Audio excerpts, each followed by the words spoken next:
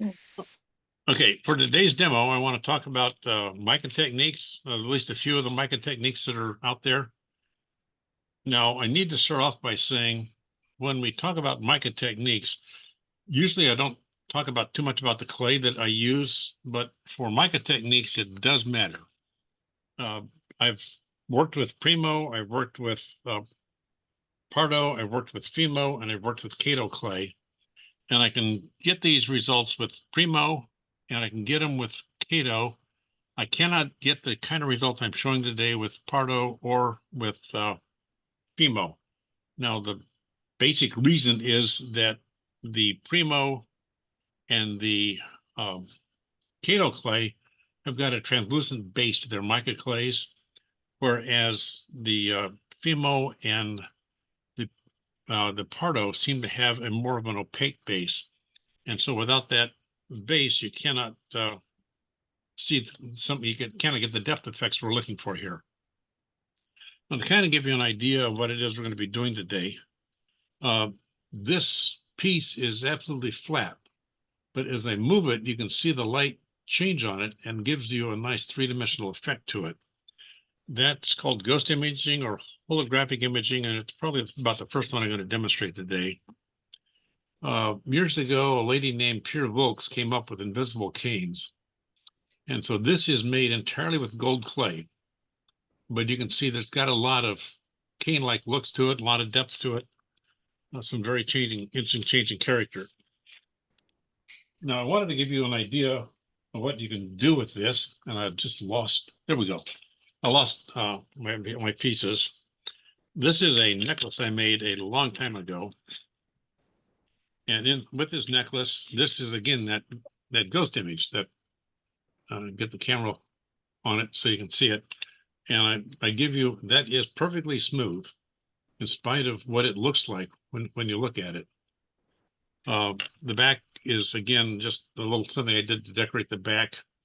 It's a simple thing to do, and I'll show you that maybe. These beads are interesting. You'll notice they're one color here, but as I turn the bead, it gets all the colors change. So I've got a dull dark blue here and a bright purple, but when I turn them, I get a dull purple and a bright blue. That's another effect that I will probably be showing you today. Oh, good. There's a lot of things you can do with this, and I just have fun with it. I got to show you this one last time. If I haven't shown you this before, I have to show it now. Oh, that's beautiful.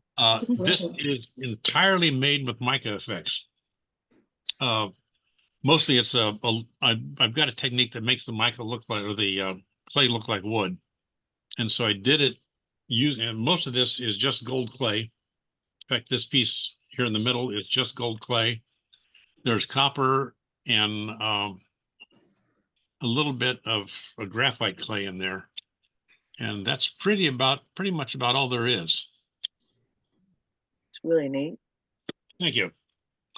Now then, to give you the quick beginner's view, well, everyone wants to know about the holographic effect or the ghost image. And so let me take a piece of clay, and it needs to be fairly soft for this to work. So I'm going to run it through the POS machine a few times. Oh, and while I'm doing that, let me just stop for a minute and again, keep talking here. Fight my way into my toolkit.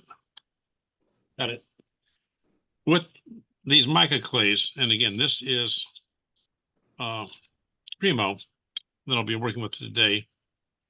You'll notice this side is shiny. And I'm going to stack up a bunch so you can kind of get an idea of the effect. If I cut through that and look at it on edge, it's dull on edge, but it's shiny on the top. That's because the mica is a flat flake. And if you catch it on the flat side, you get a lot of light reflection. If you catch it on edge, it doesn't reflect anything, and so it's quite dull. And that is actually the basis of a lot of the techniques we do with the mica effects. So I'm running it through the POS machine right now, in part to get it softened up so I can get a good effect, and in part to make sure that all of the mica is laying flat the way I want it to. And you can see I've got a piece right here that got on edge, so I've got to work it a little bit more to kind of get it down to where everything is lined up the way I want it lined up. And then let me tack this tile down, as it's going to end up moving on me if I don't. A little clay under the corners so it stays put. Okay, there's my clay. I need a rubber stamp. Got a big rubber stamp here. I have no idea which one this is. Look at it carefully. I could probably read it, but anyway, that's the rubber stamp I'll be using. I'm going to put it on there, press it down. The idea is to get a very good impression into the clay. Now, I've got a lot of mass on my side, plus I cheat and bring out an acrylic rod. I'm going to run over that, try and get a good impression. And we've got a good impression. Don't know if you can see the impression on the camera, but there's the texture from the stamp. Back to my,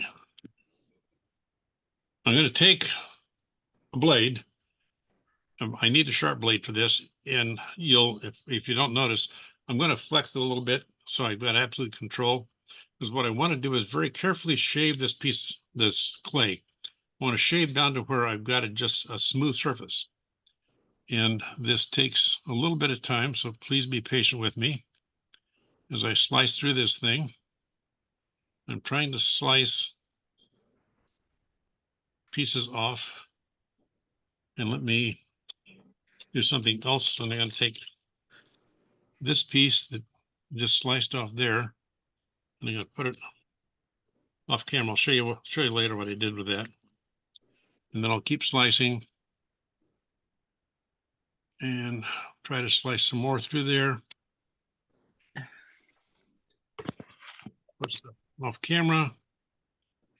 Let's see, I'm going to cut that out so that watching me slice clay, I know, is just almost as much fun as watching grass grow. But I'm trying to get through here very carefully and slice down through this stuff. And see, I'm being very careful, just trying to make sure I don't go too deep.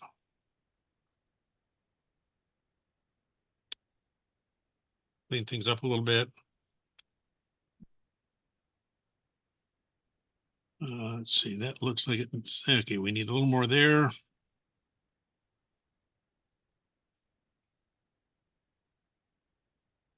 By flexing the blade, I've got actually a lot better control on where it cuts, because it's only going to cut on the part that's way down. And I seem to have a little more maneuverability, but that's me. Okay. Sorry, you're not here to touch this. People like to when I demonstrate it in some of the exhibits I end up doing. But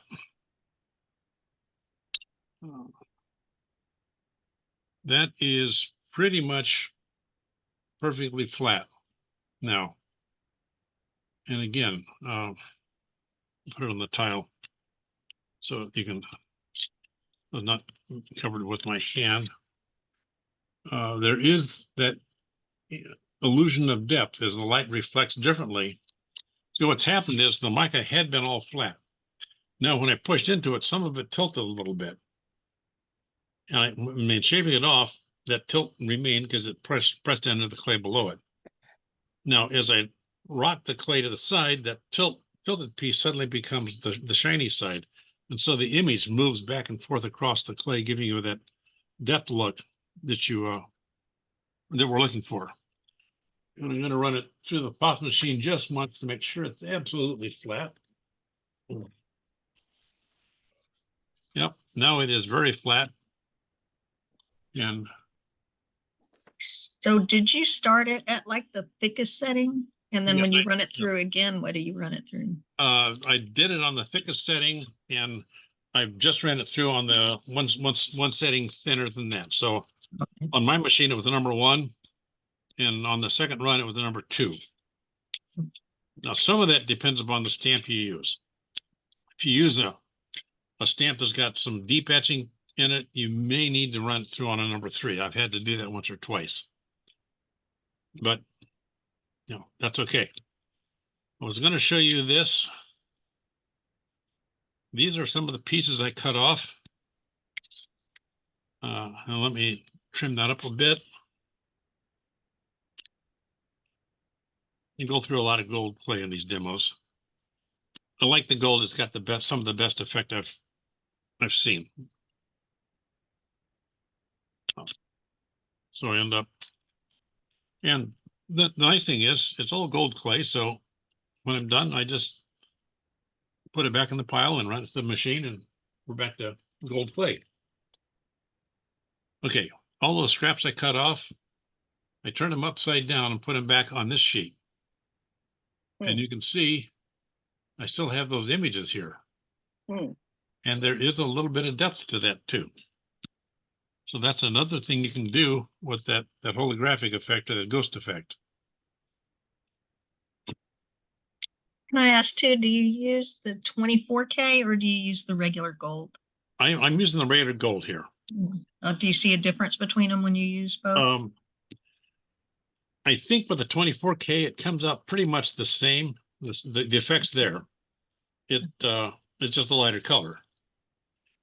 And I will go on to say, I've done this with a lot of the Primo colors. So the Primo Gold has a really good effect. What they called copper 5 years ago had a good effect. This copper I haven't done a lot with. It looks like it should be okay. The bronze I'm having trouble, the current bronze I'm having trouble getting a good effect with the bronze, which is too bad because I like it. The light green pearl, I'll show you, we'll demonstrate that later on in this demo. It's got a decent effect. The purple clay has a very weak effect. And the peacock clay, I've got a weak effect. I can demonstrate those. I've got them available so I can do a demo on that quickly, just to kind of show you what I'm talking about. But let me move on.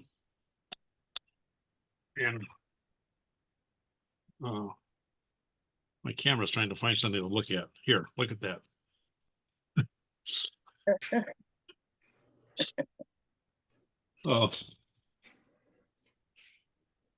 Okay, what I'm going to show. Oh, yes. Okay. This will give you an idea how I made those beads that change color. Oh, sorry. I got myself sidetracked. Right. Beads that change color. Let me do that. So I'm going to take a sheet of gold clay. I want a little fatter, so I'm going to run it through the machine one more time. And this is the thick setting. Not that it matters for this part of the demo, but I'm going to then look at what looks like about an inch on this. So I've got a cut from my side. And I'm going to just stack it up as I go. And make sure I get out, remove any trapped air so we don't have that problem. Getting up the edge and stacking. Some people call this a loaf. Mike Buesler called it an ingot because it was gold clay. Just for people who like to name things.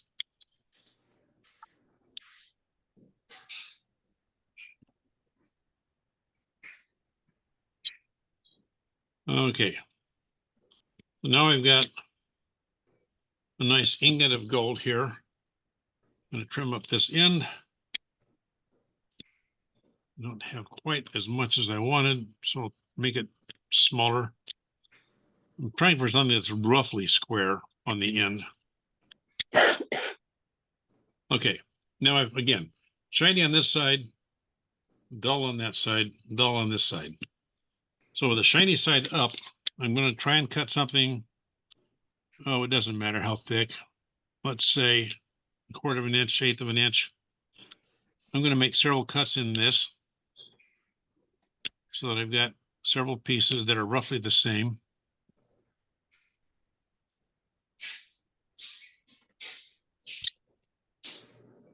So if I take these pieces and turn every other one on its edge, and I'll have to clean this mess up in a minute.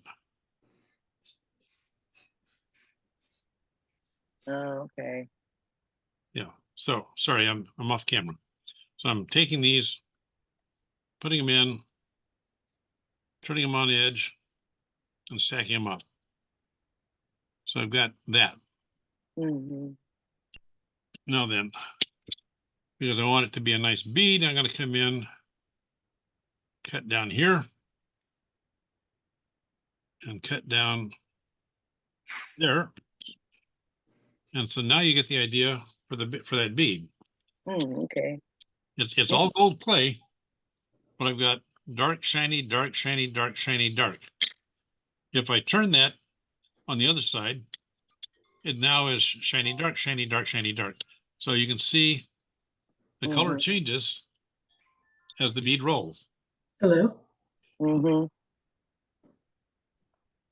And it's all gold clay, so Hello. demo, it goes back in the machine. And there it Okay, is. did you tell them how to find me? I'm sorry. Thank you very much. 11DW. Sharon, do you mind putting yourself on mute? Sorry. That's okay. Okay, Sharon, you're going to be on the video when I post it. I'm sorry. It's okay. I don't have audio editing working yet. If I delay posting for a day or two, I might figure that out, but I'm gonna have to kill the audio and record over it. Not too big a problem. I need to learn. Okay, one more set of tricks here with this. I need to make that a lot thicker than it was.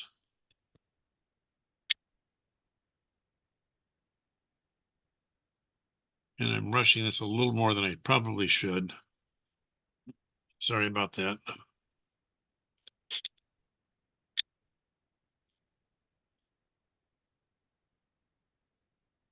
Okay. See if that's got the right shape to it. Okay, that looks like it's going to be what I need. I'm going to try and again make several cuts in this so that I get. I'm looking for about 8 pieces to show you the full effect. And I will be honest with you, when it comes to making the cuts that I need for this, I am not that good at it. But it's a really cool effect. So I need to try and do it anyway. Okay, I'm going to take the first one, lay it down. Take the second one, and I'm going to turn him 45 degrees. The next one I'm going to put down, I'm going to turn him a full 90 degrees. And I'm going to continue that for the entire stack. Yes, I'm pushing down to kind of press them together and get the clay out of them. And get the air out of the middle.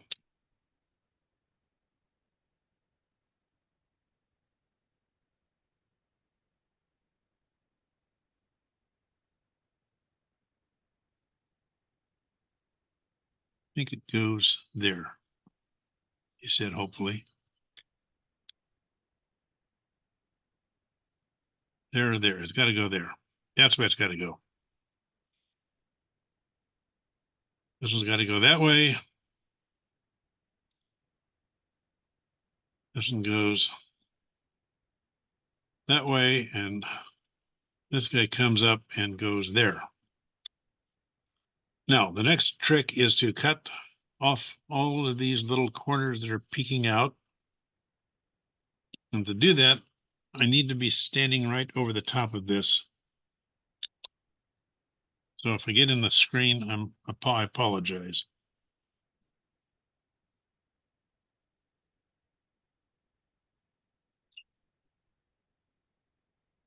Trying to get all of the corners trimmed off.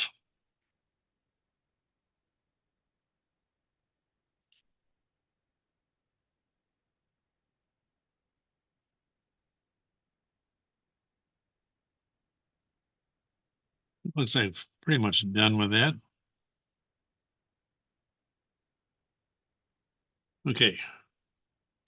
Now then, how does it look? Nice, neat. See how that reflection crawls up the bead as I turn it. Mm. And again, it's just nothing but gold clay.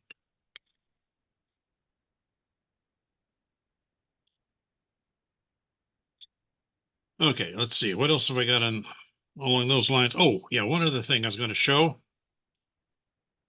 There's what's called the lantern effect. Not many people do this, but I will show you what it is because I think it's a cool effect. And I've used it on a few pieces, and actually it makes some really nice beads if you do it right. Not that I can do it right, but it makes some nice beads anyway. Oh, I've got a sheet of clay here. We go through a lot of gold clay on these demos. So I'm going to cut this the same way. Try to let me think about it for a minute. I need, okay. Yes, I need cuts that way. Take this guy, stack him up, put him on top, get him lined up reasonably well, press him down, come up against it, cut, mess that up. That's okay. Keep going. Don't need everything here. I just need enough to make a bead.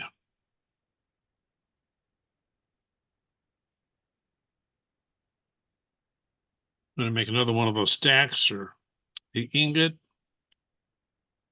whatever you wish to call it.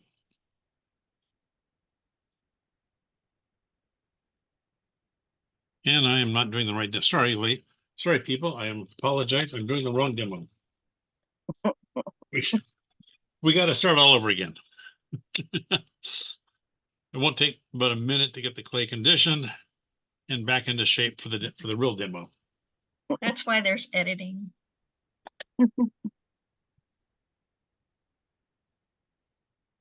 Okay. Let me hit this one more time. That should be what I need. Okay.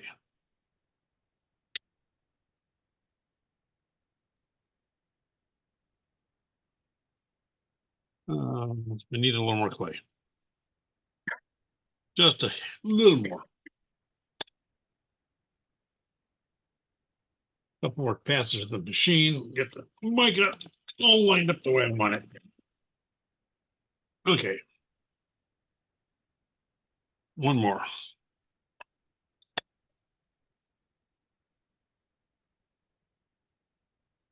Okay, we'll do it with this one. Clean that up a little bit. This time I'm going to roll it into a log.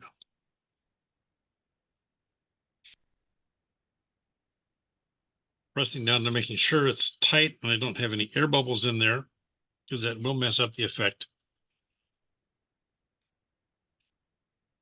Try to get it reasonably smooth. I'm gonna trim up the ends just a bit here because it's messy and longer than I really want to work with. It looks like about right. Trim up the other end.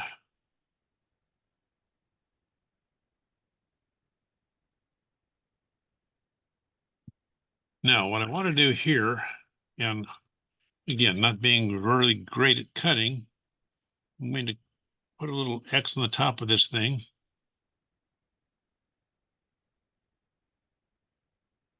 And try to figure out how that's going to come down the side. So I've got a mark to guide me. And this is just me. I've got some friends that do this without the marks. I don't know how they do it, but they are very good at it, much better than I. Okay, I've got marks on there. I'm going to try, say, out of the camera and come down and cut right along those marks.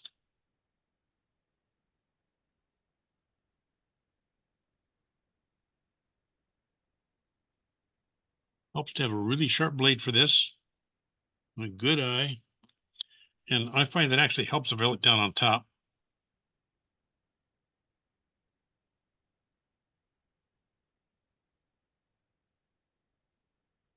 Which I'm not doing because there's a camera. And one last cut here. Okay. Now, the interesting thing, let me stop here before I finish that. You'll notice these guys, as they move, the light moves across them. Mhm. Again, that's just another little mic effect. There are a few things you can do with that, but oh, this guy's got a boo-boo in him. That's okay. And again, this guy, like those, you see the mica roll across that thing as we go. Now, what Mike Dusser did when he did this was he's starting here. He said, okay, if I then come in and bend my blade a little bit, I can then make this bead different shape.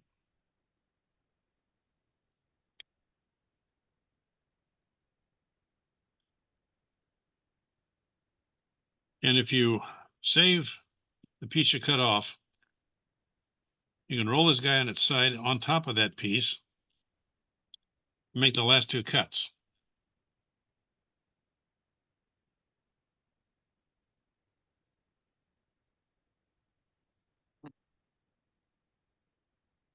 There, okay.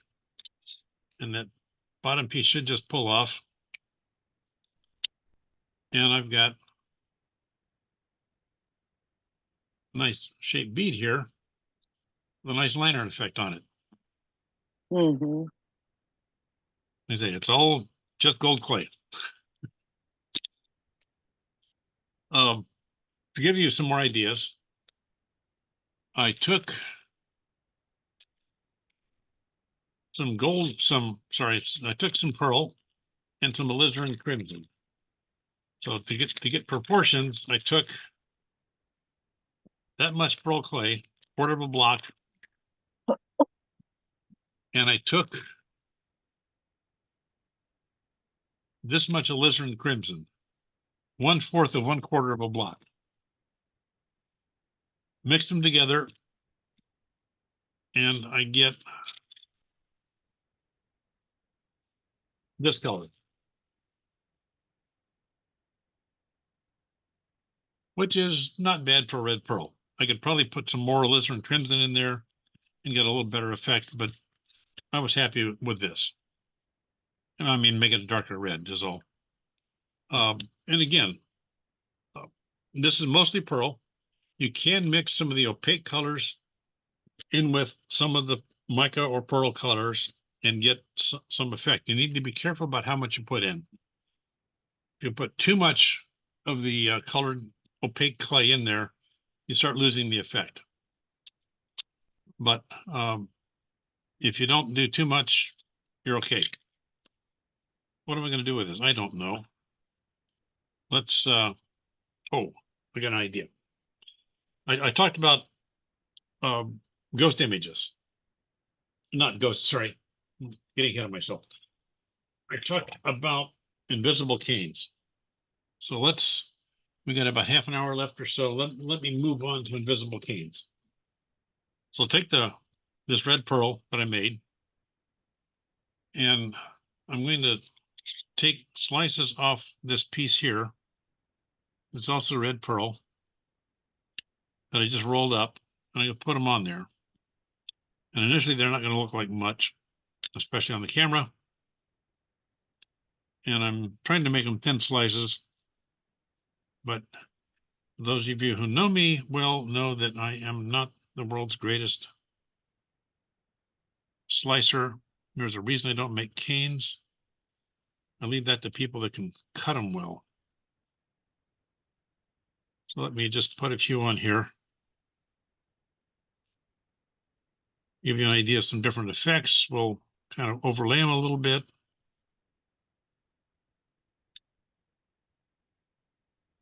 Now, I ran this through the pos machine on the thick setting.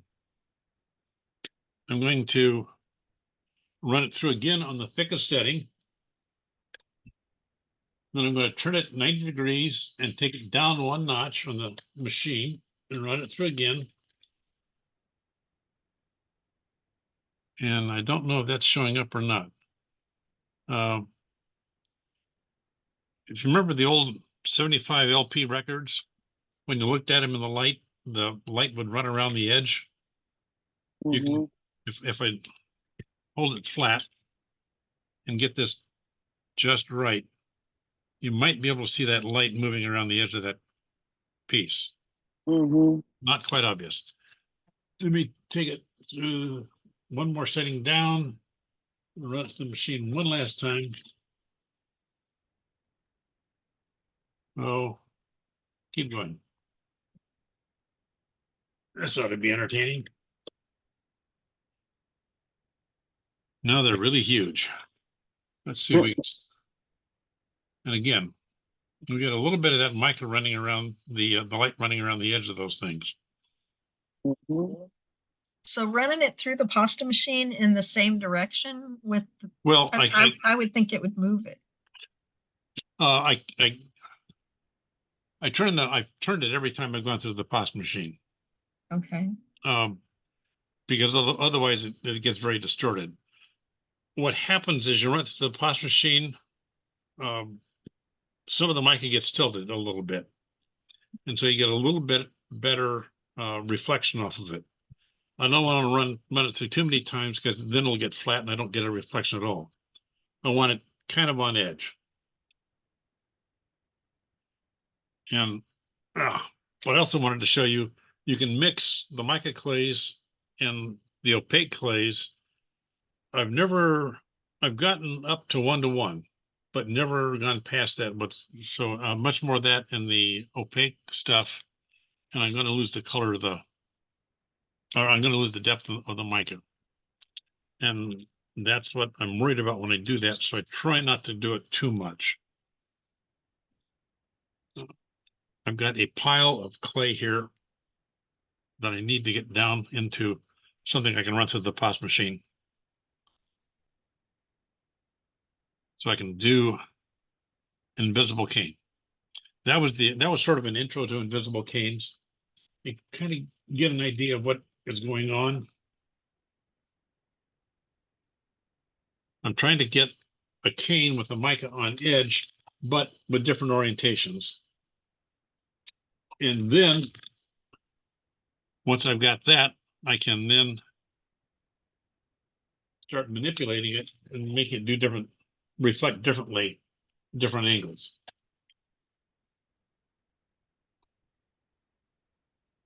So get some gold clay that's been through the machine a few times, so it's all nice and smooth again and shiny on one side. Because I have been known to go through a pound of clay in one of these demos. But At the end of the day, it's nothing but gold clay, and so I can always smush it back into gold and get back to where I started.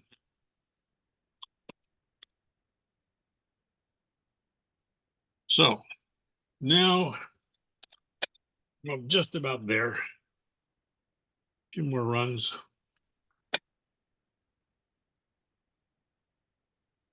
Oh, rats. I still want more. Do I really need more? Yes, I need more. More clay. Never have too much clay.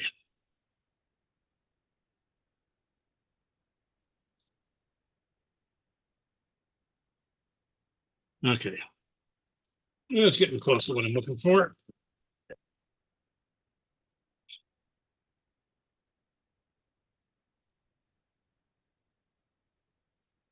We got clay here.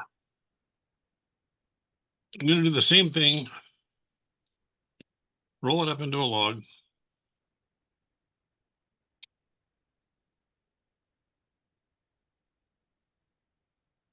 Roll it to get to where I get the air out of the log.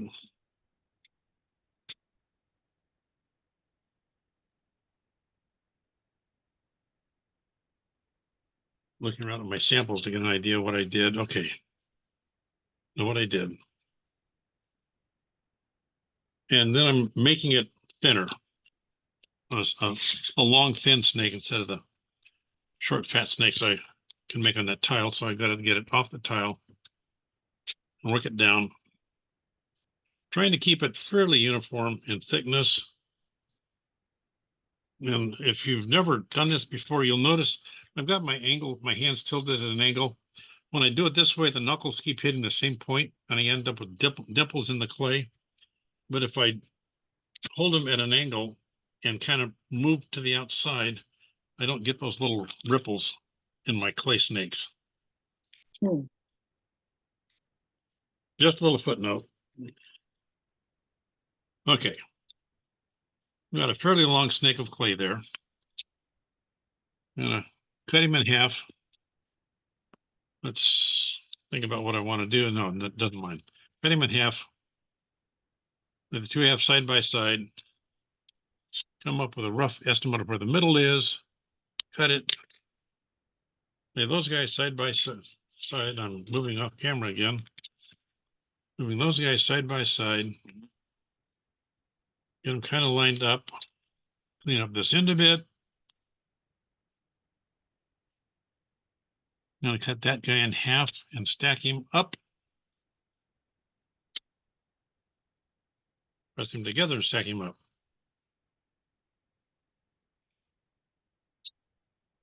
And then cut that guy in half and stack him up. So this is simple. I've got a little 4x4 packet of clay, and I'm going to reduce him. Try to get the air out, so I'm going to squeeze him from the middle first and try to keep the rather square shape to him. Fortunately, it's been through the machine enough. It's soft, and so it is moving rather easily, except I kind of messed it up there.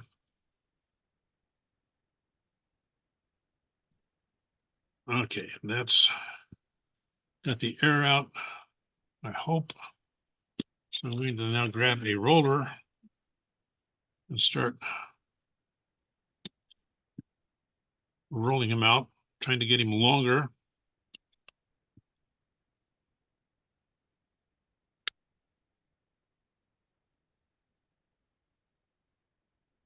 Anything to get him, to make him long and small. And kind of keep the same width from end to end.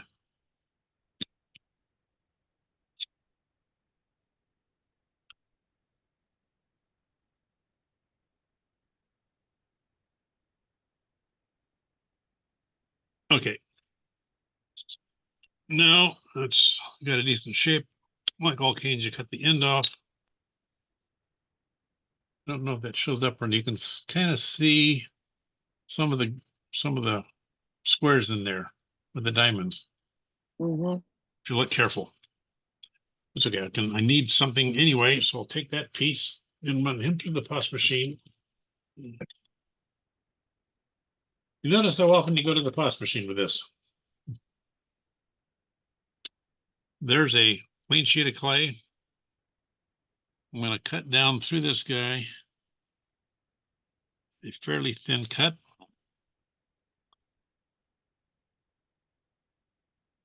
Not very uniform, but fairly thin.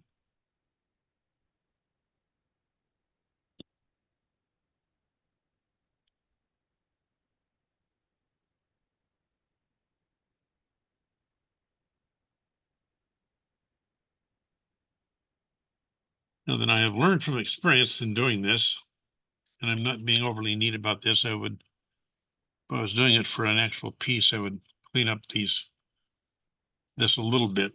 But I've also learned that I need that to be pretty much the same thickness. So I'm going to try and trim through this guy and trim off some of the high points, which one of those is very high. Whoops, too deep. Okay, we're leaving.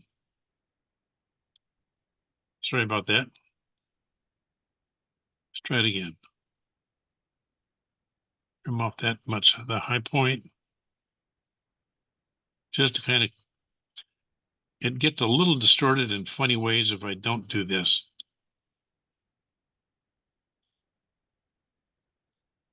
Okay, now the base piece has been through the pus machine on the thickest setting. I'm going to run it through again on the thickest setting. Once, turn it, that's the thickest setting. I'm going to turn it 90 degrees, change the setting by 1 notch and run it through again.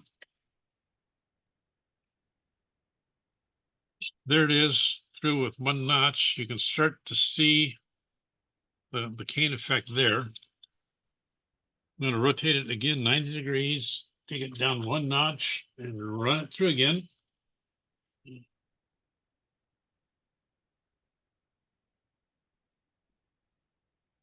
Now let's see if that shows up. Mm-hmm. There we go. How's that look? Yeah. Yeah, Neat. see, and it's nothing but gold clay. But now the mica is, some of the mica is on edge this way and some of it's on edge that way. So when it lays down, it reflects light differently. Mm-hmm. Now that's just one thing, one of the cane techniques that you can do with this. As you can imagine, there's, you know, endless ideas of how you can play with this and manipulate and come up with different canes, and some of them get to be very, very complex. I have made some canes that are really, really complex. I'm running. I keep forgetting that I have reset the pus machine to a thinner setting.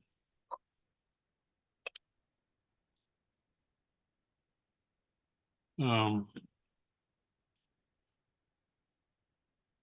was going somewhere with this. I don't remember now where.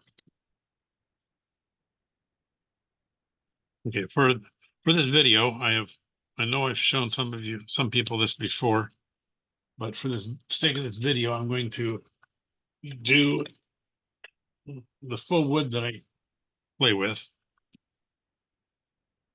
So again, I'm taking a sheet of gold, fairly uniform. And again, this one is very, very vital that you get all of the air out of it and that you get the clay very, very soft. I've got the clay soft, rolling it to make sure I get the air out. Now I'm actually going to push it a little bit together, while at the same time I'm going to twist it. And the more I twist it, the better this effect is. So I'm actually going to keep my fingers fairly close together and start twisting at one end and move down towards the other as I go.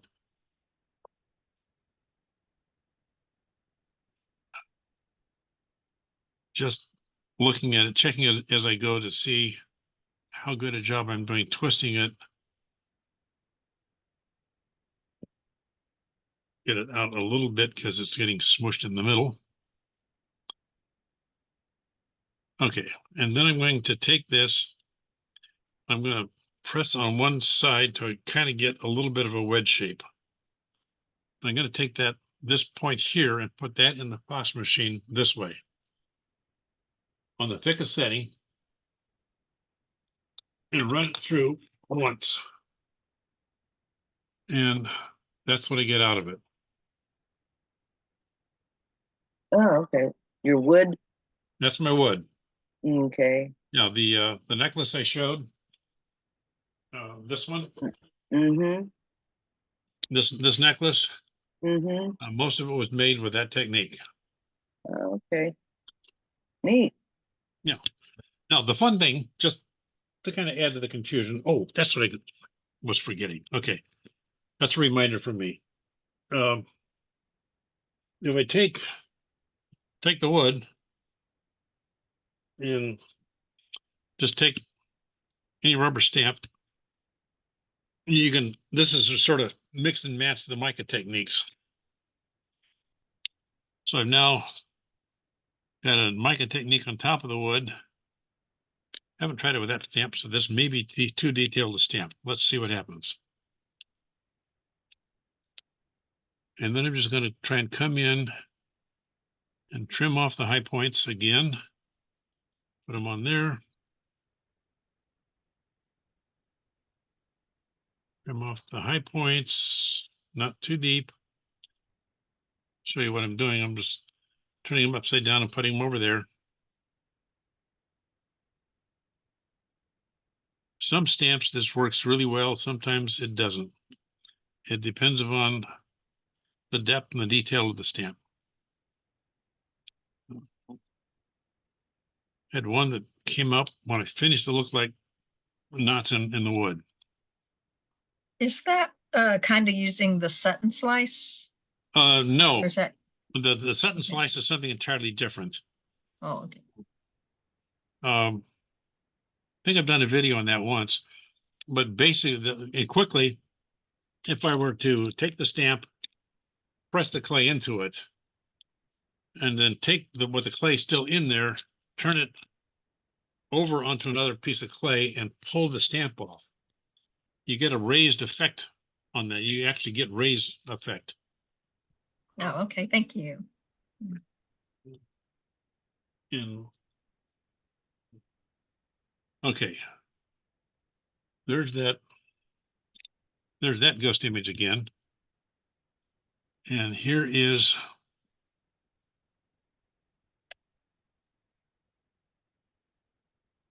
a negative ghost. Okay. Mm-hmm. But again, the wood, sometimes the wood comes through on this and sometimes it doesn't. And this time it didn't. Sorry about that. I've got one I call crushed velvet. And I'm just going to grab a bunch of clay here. And it doesn't matter. For those people that are absolutely neat, I apologize. This is not a neat technique. Come in and I'm going to take my chunks of clay and I'm going to just cut into it, keeping my fingers out of the way of the knife. Big hint, don't do that. Did not cut through. My clay is still gold, not red. I'm going to take these guys and just, what I'm really trying to do is to knock off the sharp corners, get them a little rounded, mix them up, get some edges where there weren't edges before, and just jumble it. Sometimes I'll come back in if I think I don't have enough and cut it a second time because it's got some lumpiness to it, and do that again.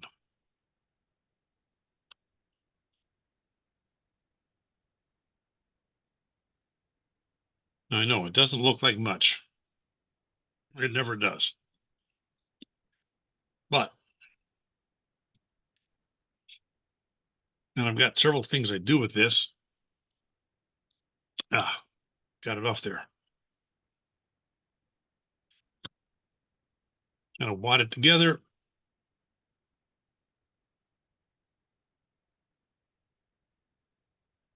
pressing it to get the air out, because there was a lot in there, trust me. Now, at this point, I can try and run it through the plasma machine all at once.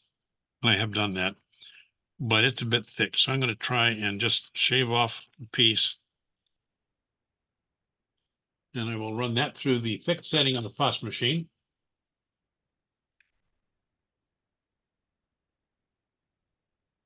And Oh, okay. we get that look. Mm-hmm. And what I've been known to do is actually take this guy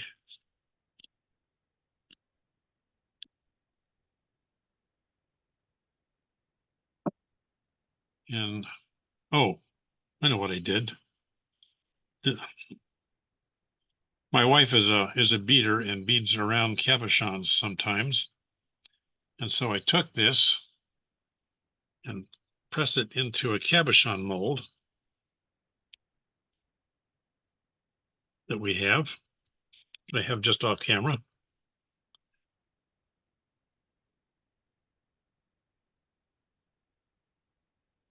Fill up that little mold there.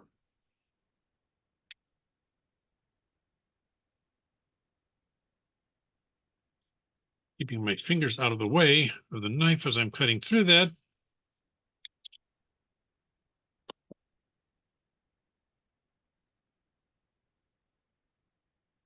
Here we go. Well, that didn't work. Gee. I'm going to put it back in there. Press it the other way. Again, it's all gold clay, so it doesn't matter. Let me try that again. That looks better. Don't know if you can see that, but there is, bring that up. There's a lot of character in that particular piece now. Mm-hmm. And it makes a very unusual but very interesting cabochon for a necklace. Let's see. Okay, that's what time? Okay,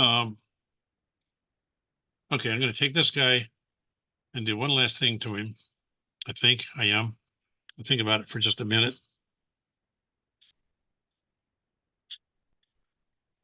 I've only tried this a few times. I kind of like the results. It is different. I need to make this work. A little bit of, I'm going to use graphite. Yeah, it's just got mica in it. This is the mica demo day.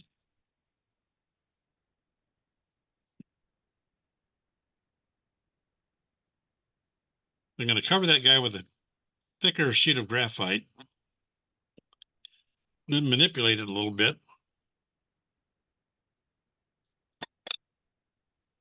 We said, hopefully. Got enough? I got enough. Okay. I think I'm going to cover him. Well, we're going to make it. I'm going to cover this guy with the graphite. As it is a fairly thick sheet of graphite. Rent the thick setting on the plasma machine.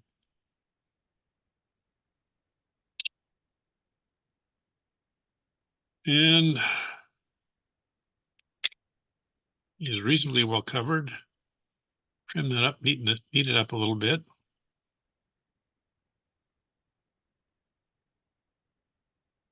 Got to get some of the pointy edges off.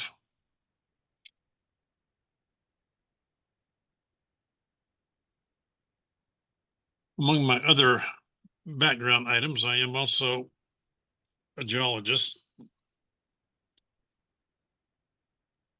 If I talk much about what I did for my background, you're going to wonder what I've been doing. Because I've tried about everything. Okay, I want to texture this guy with this particular stamp. So I'm going to come in and just press him into it. Try to get all kinds of textures on that guy to make him look like a stone. He's had a hard life.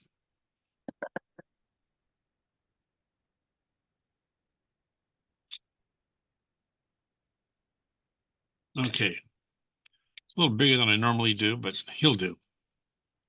I'm going to come in.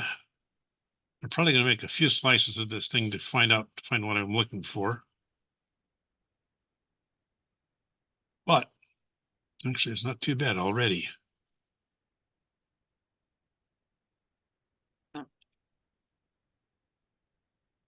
You can see that I've got something that looks roughly like a geode. Mm-hmm. And again, would make a nice focal piece on a necklace. And I've got a few slices on there that I can play with and do something else. Mm-hmm. Okay, I'm going to stop the recording at this point. If I find